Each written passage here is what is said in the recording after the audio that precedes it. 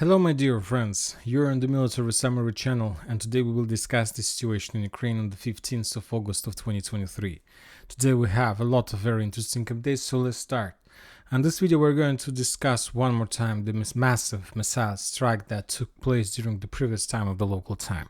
We have already discussed the situation during the morning video, but I believe we need to repeat this situation one more time. According to information we have, the Russians attacked the settlements like Lutsk, Lvov, Starokonstantinovsky airfield, also Dnipro and Zaporizhia. And you know that all those strikes was not there were nothing new in those strikes. We've seen already these such missile strikes before, but just today we start receiving videos of those strikes, and for example this is the video that took place in Dnipro. On this video we see how a man was making a video from his own apartments, and then the missiles start arriving. Probably he thought that that's gonna be just one attack, but later we got another strike, and then we got another strike, and then we got more and more strikes in this area. So basically there are no air defense systems above Dnipro. The Russians can penetrate everything in this area and they can destroy everything in this area. The only question whether there are anything to destroy or not.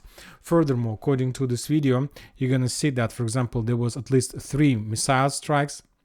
For example, this is the first strike and we see the sign of missile.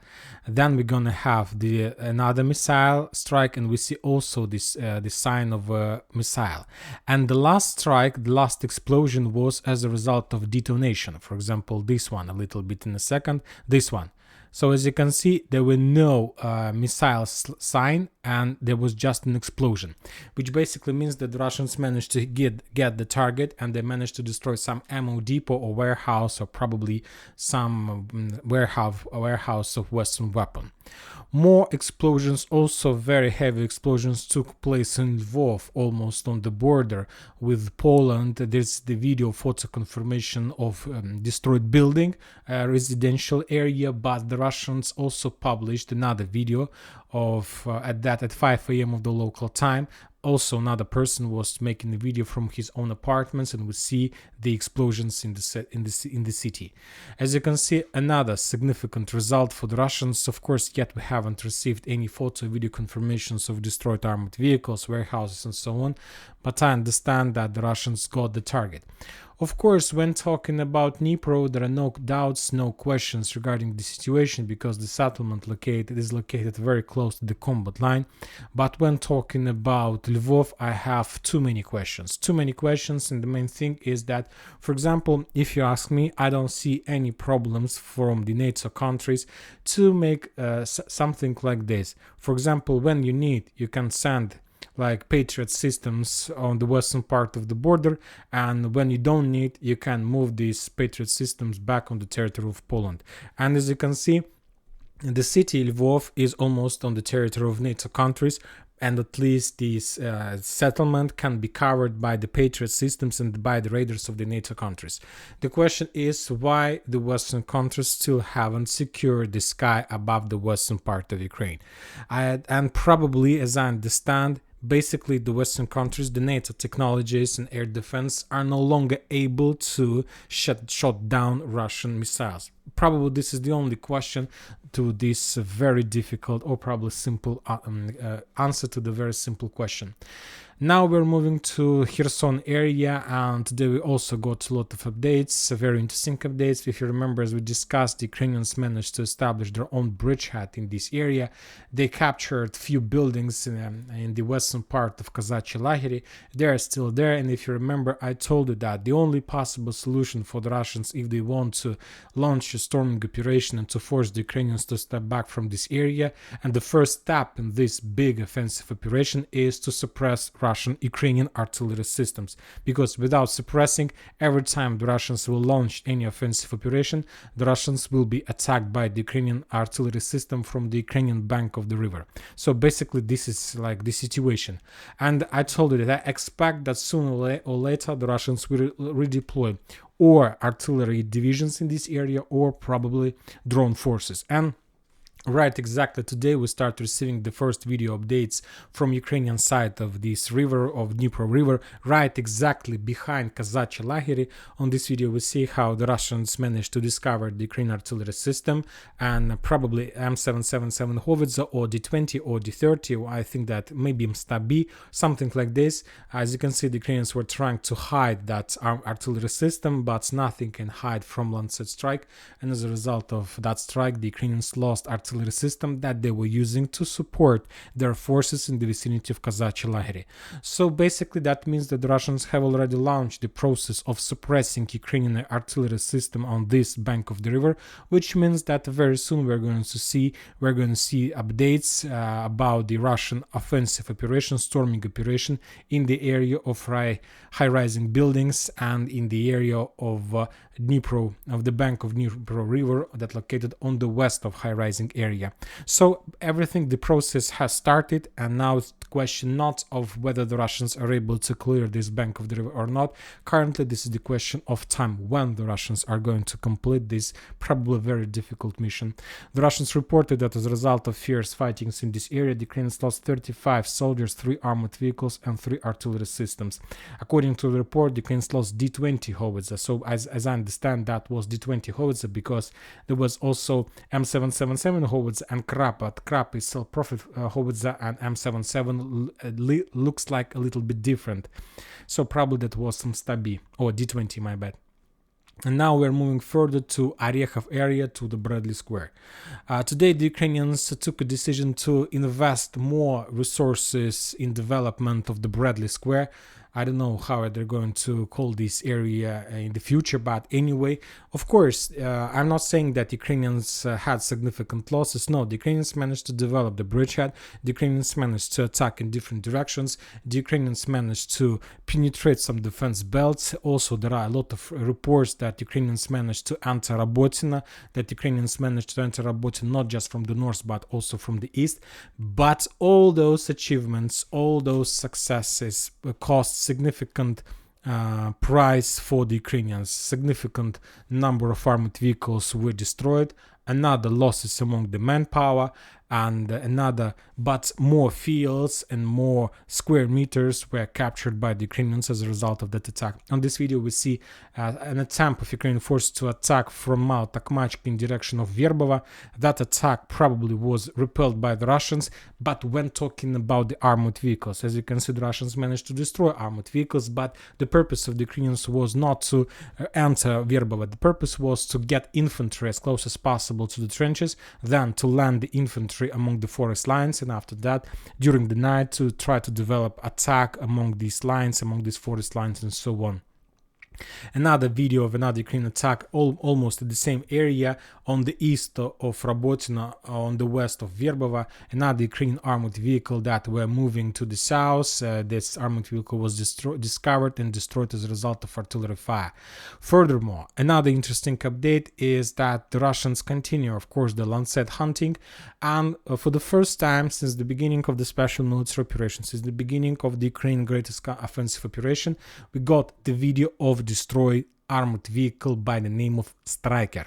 This is the first evidence, the first confirmation, yet we haven't received any video confirmation that that Striker armored vehicle was destroyed.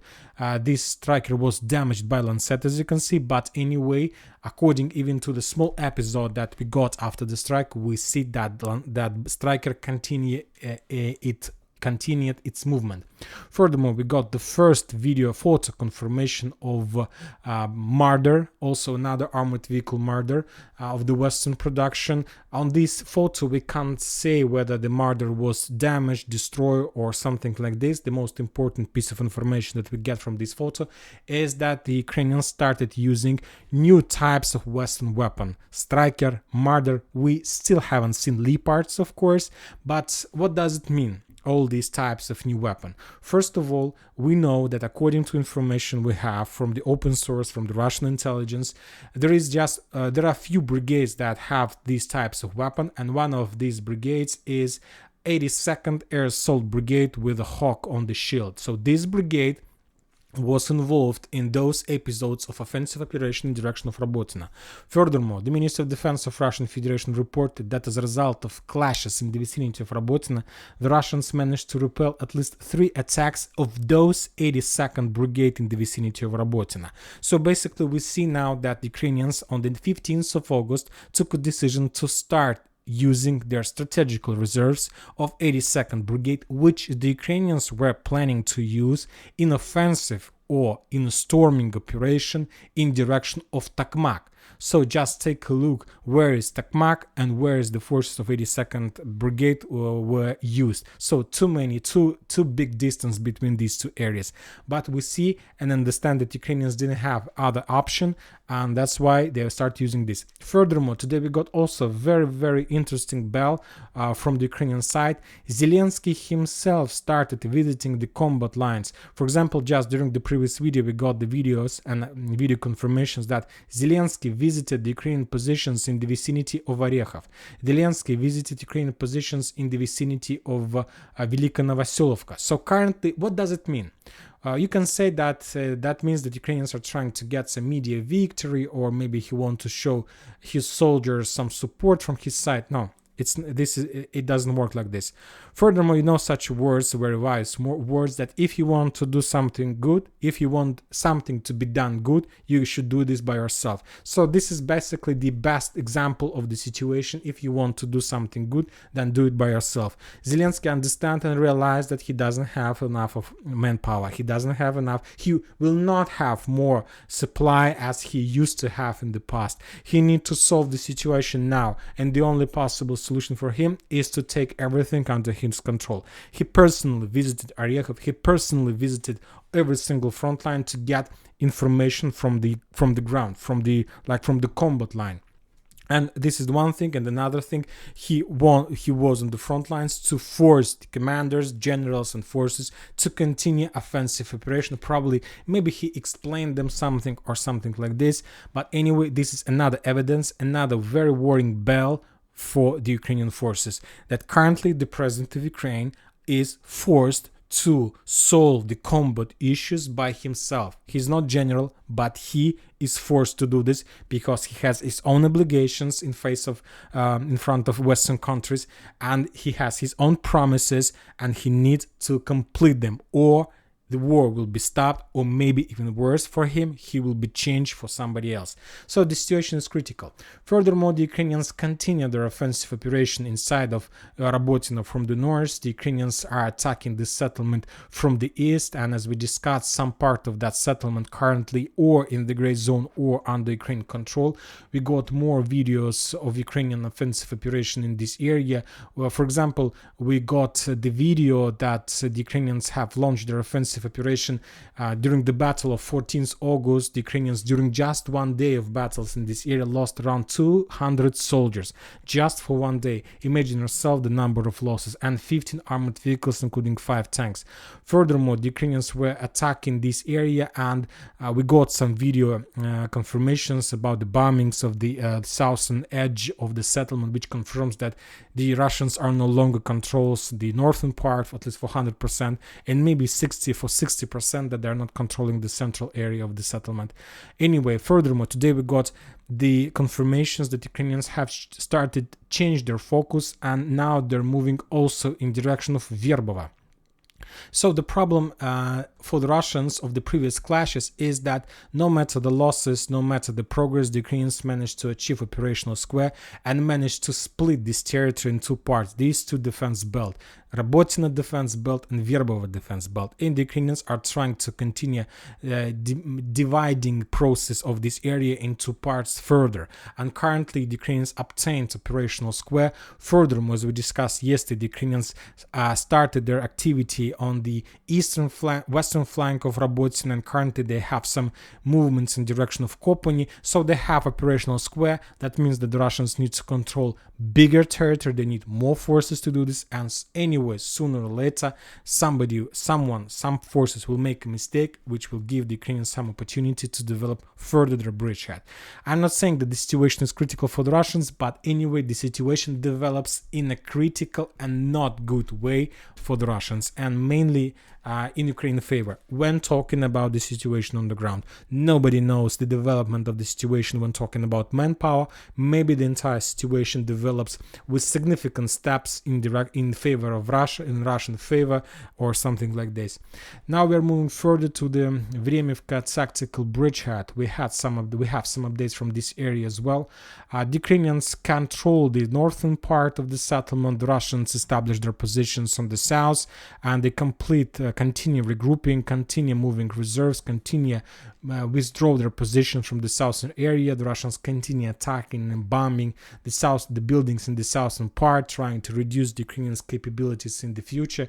The Ukrainians establish fire control over the roads. They're flying above the territory, trying to hunt and to get the Russian forces who continue evacuation and to attack them during the evacuation process. On this video, we see how the Russians were trying to evacuate using the personal carrier, but the Ukrainians attacked that personal carrier behind, and that armored vehicle was destroyed.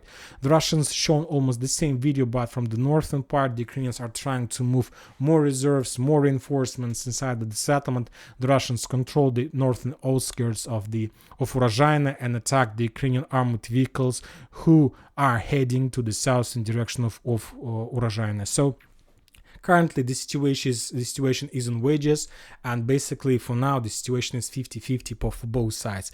The Russians are saying that as a result of fierce fighting on South Donetsk frontline, the Ukrainians lost another 200 soldiers, 7 armored vehicles and 2 artillery systems. Also additional radar INT-PQ-37.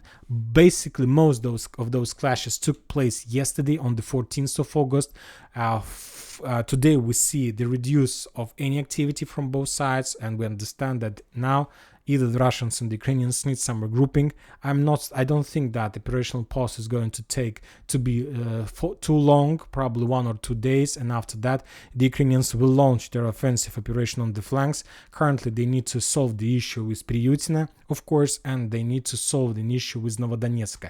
They need to maintain the combat line, to shorten the front line, and then using the broad front line attack to attack the first defense belt of the Russians that goes on the settlements like Stepova, Priutina, Removka, Staromlynovka, Kremenchuk, Novodonetsk. The battle of this bridgehead is about to begin, and this is going to be probably the final battle of the summer.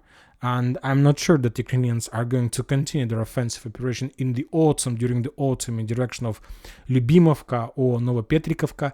Probably the Ukrainians will freeze the combat line in this area until at least the next year. And maybe the next summer they will or spring, they will restart their offensive operation. They will continue, because when autumn comes, when fall comes, this area will be no longer available and suitable for the usage of armored vehicles because of rains, because of the quality of the ground. Also, the Ukrainians published the video how they continue bombing the Russian positions in the south of Staromlynovka, trying to suppress the artillery systems in Russian artillery positions. Now we're moving to Donetsk front line. This morning we have already discussed significant video of a Russian offensive operation in direction of the checkpoint, the stronghold on the south of Pervomaiska in the triangle between Nivoyska, Pervomaiska, Pisky. This is a very small step in a very big battle for Krasnogorovka, for this stronghold on the north of Marinka and the west of Donetsk. Anyway, without Nivoyska, as I understand, the Russians realize highly unlikely they are able to capture Krasnogorovka, and to capture Nivoyska, first they need to capture every single stronghold along this line. So as you can see, there are at least 2 more strongholds left before the end of the battle. So basically the Russians currently need to continue movements to the west-north along the Pervomaiskaya main street, and if the Russians are able to get this stronghold, then the Russians will be able to make the most important. They will be able to establish fire control over the roads that goes in direction of Nivoyska and of course in direction of Pervomaiska. So this is the main purpose, this is the main plan, and the Russians slowly but surely are moving in this direction. I don't think that this operation will be completed in 2 weeks or a week. It's a battle for a few months, maybe months or two, but anyway, we see the direction, and now it's just a question of time. And after that, as soon as Nivolskaya falls, or as soon as Nivolskaya are going to be encircled, then it will ease the Russian progress and the movements in direction of Krasnogorovka. The battle of Krasnogorovka-Pervomaiska is in developing. The Russians reported that as a result of fierce clashes on Donetsk front line, the Ukrainians lost 230 soldiers, 10 armored vehicles, and 3 artillery systems. Now we are moving to Kurdyumovka, Andreevka area, Klishchevka, and as you can see, according to the map, we have just updates from the Russian side. And I was very surprised because during the day everybody follow a lot of channels, Ukrainians and the Russian channels, and I'm trying to geolocate videos and to add them on the map. And I was very surprised when I realized that during the 15th of August we haven't almost received nothing from this area, at least nothing geolocated from the Ukrainian side, which means a lot. First of all, maybe the first meaning of this situation is probably the Ukrainians, as a result of clashes in this area, have used all their drones and all their materials they have. For example, if you increase the number of updates since the 23rd of July, we're going to see how many drones the Ukrainians were using during the battle of Klishchevka. Significant number of strikes. Every single road was and is under Russian-Ukrainian control, fire control, and basically the situation can be so easy that Ukrainians have used everything they had as materials. And from this perspective, the situation is not critical because I believe that the supply process is established perfectly from the Ukrainian side. Sooner or later, in a day or two, the Ukrainian drone squads will receive their drones and they will continue doing what they did. The second reason is probably that maybe the forces on the ground haven't managed to upload the videos. This also can be as an explanation. The Russians from their side continue suppressing and destroying the Ukrainian positions in Delivka and along the railways from Alexandra Shulgina to Delivka and to Druzhba.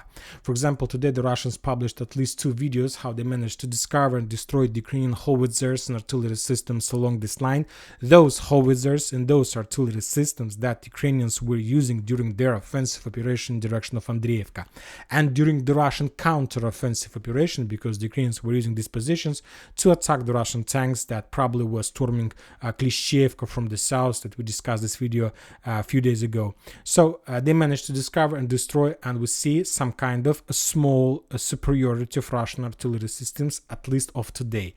On this video we see how the Russians discovered another Ukrainian stronghold checkpoint, probably local warehouse that was destroyed later as a result of artillery strike. On this video we see another attempt of Ukrainians to make or to implement reconnaissance in combat. They sent few armed soldiers, armored vehicles. The Russians discovered them and destroyed them as a result of artillery strike. And another video on the south in the vicinity of Druzhba, the Russians reported, the author reports that Ukrainians sent their forces along the forest lines, which were discovered by the Russian artillery systems, and there was a small reconnaissance squad that was attacked by the artillery, and the Ukrainians lost that reconnaissance team. We see it complete reduce of Ukrainian activity in this area. And this is very important. I'll tell you why. First of all, now we will pass by probably Liman frontline because these two updates are connected between each other. And today we got a very interesting update from Kupyansk frontline. According to the Western forces, Ukraine transferred reserves to the Liman-Kupyansk direction in order to contain the Russian offensive, said the speaker of the armored forces of Ukraine, Cherevati. This is also reporting by Russian military correspondents and fighters from the front line, specifying that these reserves were removed, listen carefully, from Artyomovsk direction. So probably, and there are very high chances that Ukrainians realized the situation, the critical situation in the Kupyansk front line, took a decision to stop completely the offensive operation in the direction of Artyomovsk. The Ukrainians couldn't stop offensive operation on Vremevka and Zaporizhia, not because of value of these front lines. First of all, because of differences in logistic. To remove and to redeploy forces from this area will take twice as more time in comparison with the redeployment of the forces from Konstantinovka. So basically it is closer and it is faster. This is the first probably solution. So we see that Ukrainians took a decision to redeploy a lot of forces and probably drone forces as well to the north, to the Kupyansk, to slow down the Russians. And another important update we got from Klishchiivka area 2 days ago, to be more precise, on the 12th of August. And the update was that the Russians, to improve their positions and their manpower in the vicinity of Artyomovsk, took a decision to redeploy 2 motorized battalion and 1 artillery division to this area from Liman frontline. So basically what did happen, and this is probably very interesting, very tricky way, very nice trick from the Russian side. Basically the Ukrainians realized the situation on the north, took a decision to redeploy a significant number of their forces to the north through Kharkiv, then Chuguyev, and to the Kupyansk. So a lot of forces, a lot of battalions, a lot of brigades, and basically they managed to slow down the Russians. Meanwhile, the Russians took a decision to redeploy their forces, 2 battalions and 1 artillery division, from Liman front line to Avdiivka, to the south of Artyomovsk area. So that was a trick. The Russians forced, the Ukrainians saw the accumulation of forces on the Kupyansk. They moved their forces to the Kupyansk, and meanwhile the Russian moved some reserves from Liman to the south, and those reserves was very successful and they was right in time. Basically the Russians managed to break the entire critical situation in Klishchiivka, and currently the Russians are counterattacking and they're forcing the Ukrainians to step back from the territory that they managed to capture during the previous 2 months. And of course the plan is to force the Ukrainians to leave this side of the canal and to move in direction of Bila Gora, Ivanovska, and Chasov Yar. So this is the purpose of the Russians, and very soon I believe we're going to see a very powerful Russian counterattack in this area. But before that, of course, it's important to suppress Russian artillery, Ukrainian artillery, and Ukrainian forces in Slavyansk-Kramatorsk, the main accumulation of Ukrainian artillery systems. Now we're moving to Liman frontline. We got also some updates from this area. The Russians reported that as a result of clashes in this area, the Ukrainians lost 80 soldiers, 5 armored vehicles. The Russians repelled at least 3 attacks of Ukrainian forces in this area.